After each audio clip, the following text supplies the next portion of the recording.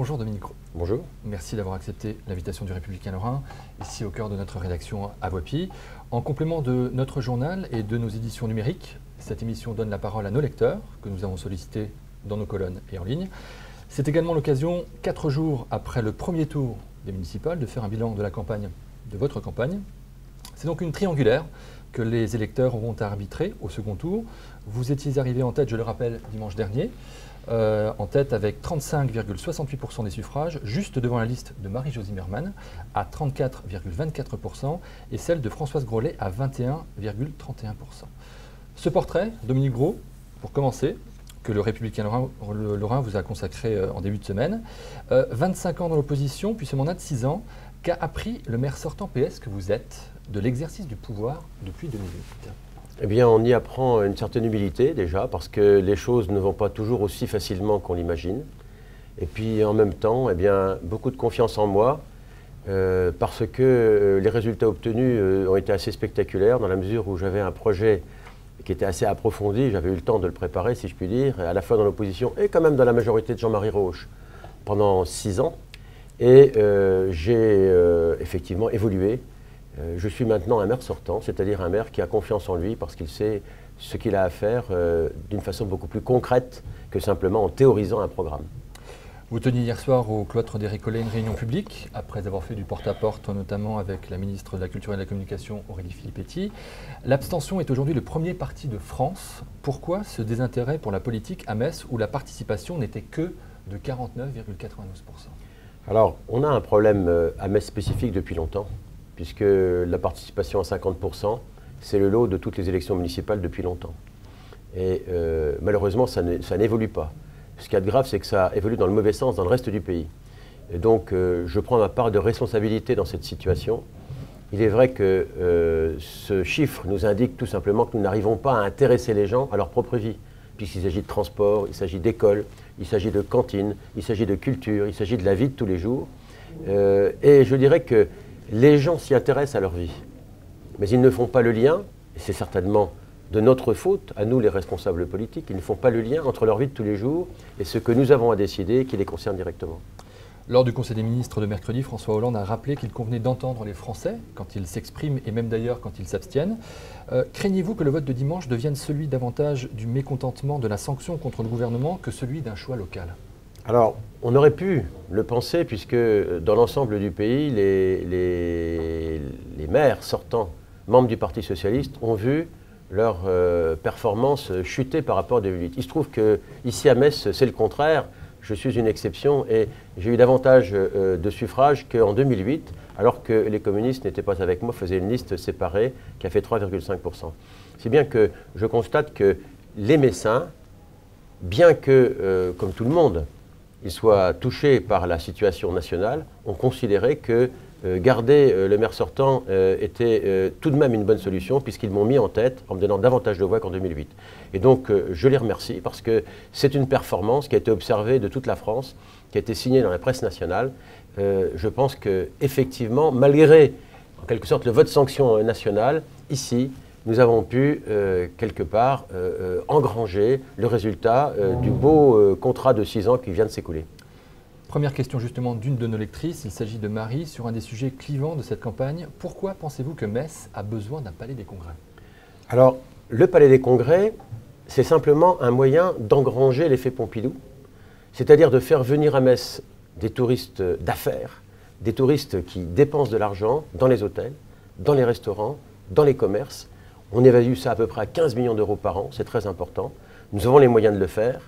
Le Conseil général nous soutient, M. Weiten, qui est pourtant le parrain de Mme Zimmermann.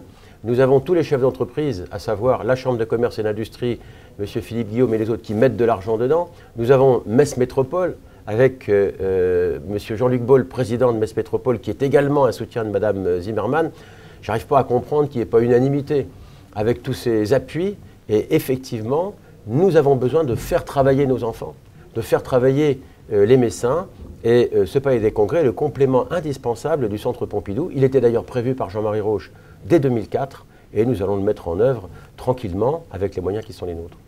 Raphaël, maintenant face à notre caméra pour cette question tournée dans le centre-ville de Metz, c'est d'ailleurs l'objet de sa question. Bonjour, est-ce que le réaménagement du plateau piétonnier de Metz, rue des Clercs, rue Sirpenoise est envisagé alors qu'il est aujourd'hui très dégradé et traversé par une circulation importante?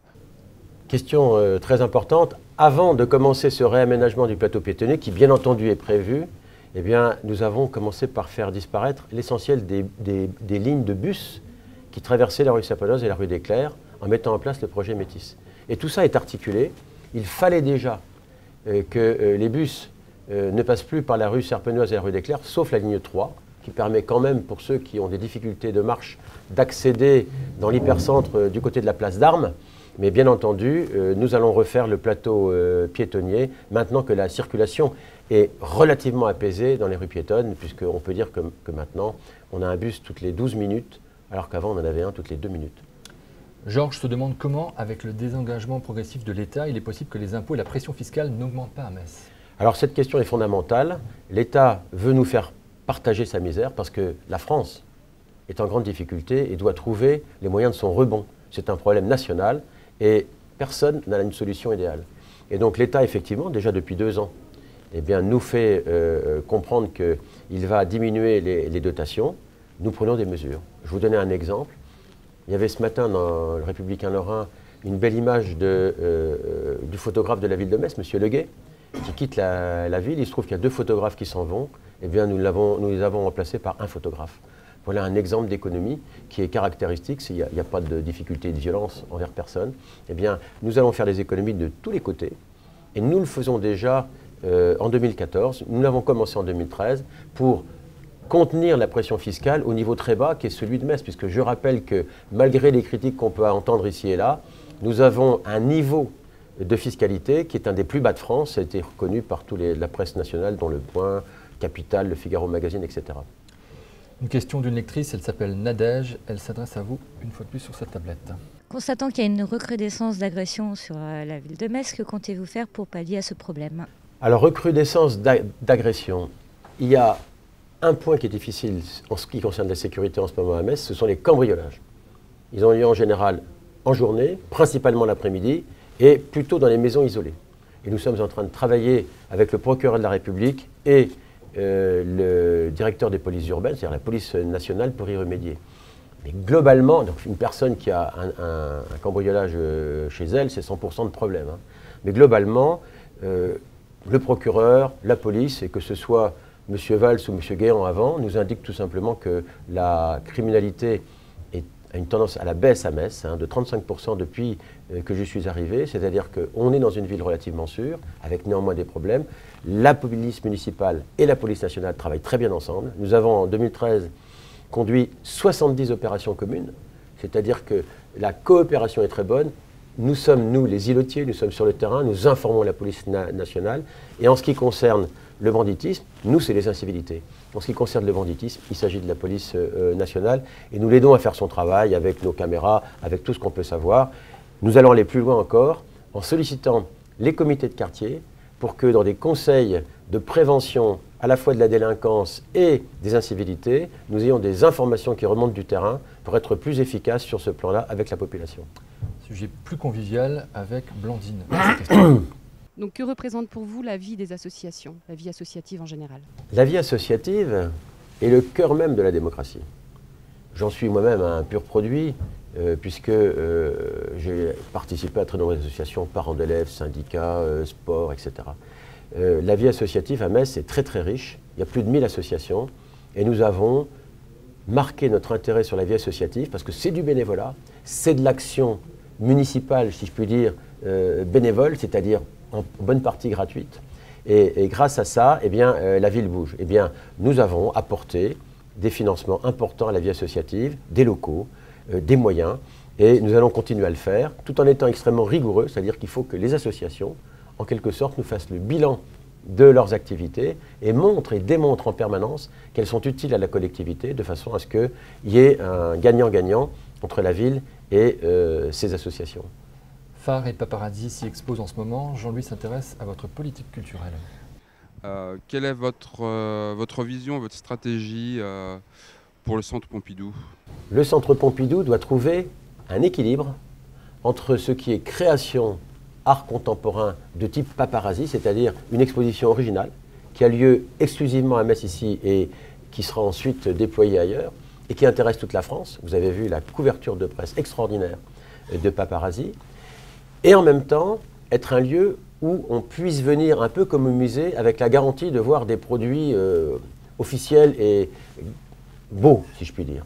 Et grâce à l'exposition phare qui était exigée par la ministre de la Culture Aurélie Filippetti auprès du Centre Pompidou Paris, nous avons pour 2 ans, et c'est renouvelable avec d'autres œuvres, des œuvres majeures du patrimoine national qui sont exposées à Metz maintenant au Centre Pompidou dans la grande galerie, celle qui est au rez-de-chaussée.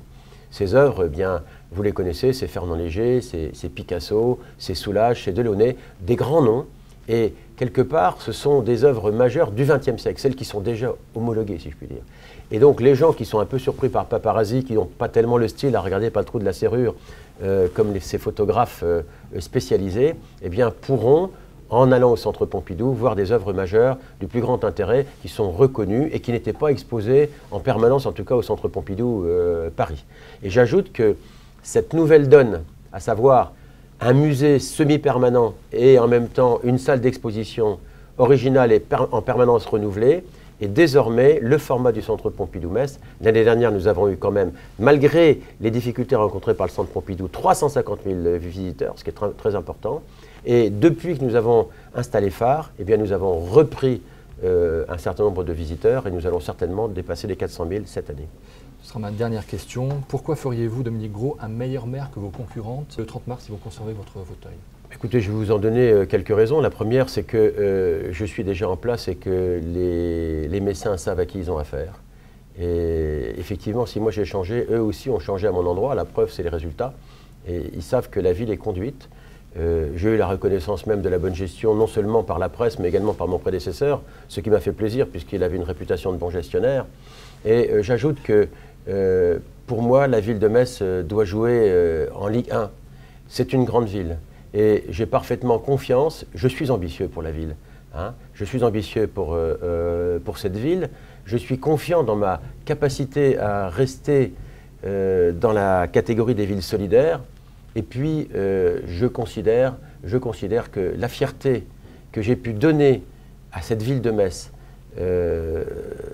avec mes 6 années de mandat sont le gage que cette ville est bien partie pour l'avenir. Je continuerai à préparer l'avenir. Je refuse de rabougrir la ville sur elle-même, de la laisser en panne, de la laisser à l'arrêt, comme je l'entends, par mes adversaires qui considèrent qu'il ne faut rien faire. Regardez l'affaire du Palais des Congrès. Hein.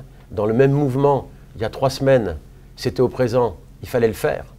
Hein. Après ça, il y a 2 semaines, il faudrait le faire, c'est au conditionnel. Et maintenant, il ne faut plus le faire, on fera un référendum.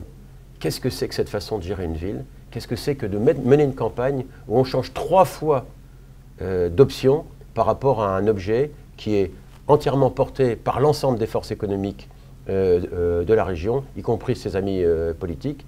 Je suis de ceux qui, quand ils ont pris une décision, l'appliquent et l'appliquent dans l'intérêt général.